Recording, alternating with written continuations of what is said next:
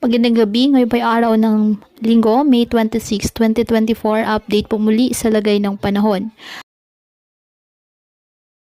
Ayon sa pag-asa, lumakas pa ang bagyong Agon, isa na itong severe tropical storm category habang mabagal na kumikilos pa northeast. Huling namataan ng pag-asa ang sentro ng bagyong Agon na may international name na Iwinyar sa coastal waters ng Mauban, Quezon.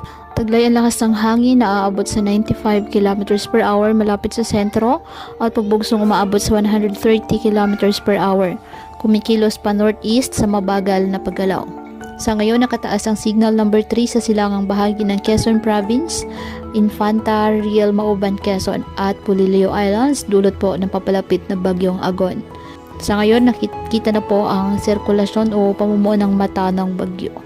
Nakataas naman ang signal number 2 sa natitirang bahagi ng Quezon Province, Aurora, Laguna, silangang bahagi ng Rizal at hilagang bahagi ng Camarines Norte, silangang bahagi ng Batangas. Signal number 1 pa rin sa Metro Manila, silangang bahagi ng Isabela at silangang bahagi ng Quirino, Batangas at silangang bahagi ng Pampanga, Camarines Norte, Camarines Sur, Bulacan, Hilaga at gitnang bahagi ng Oriental Mindoro, Marinduque, Timog na bahagi ng Bataan, timog na bahagi ng Nueva Vizcaya at silangan at timog ng Nueva Ecija. Kaya patuloy pa rin po natin na pinag-iingat ang ating mga kababayan sa banta po ng mga posibilidad ng pagbaha at pagguho ng lupa lalo na kapag may malalakas na ulan at ugaliin po na magdala palagi ng payong o kahit anong panangga sa ulan sa tuwing lalabas po ng ating mga tahanan. At yan po muna ang update sa lagay ng panahon ngayong araw.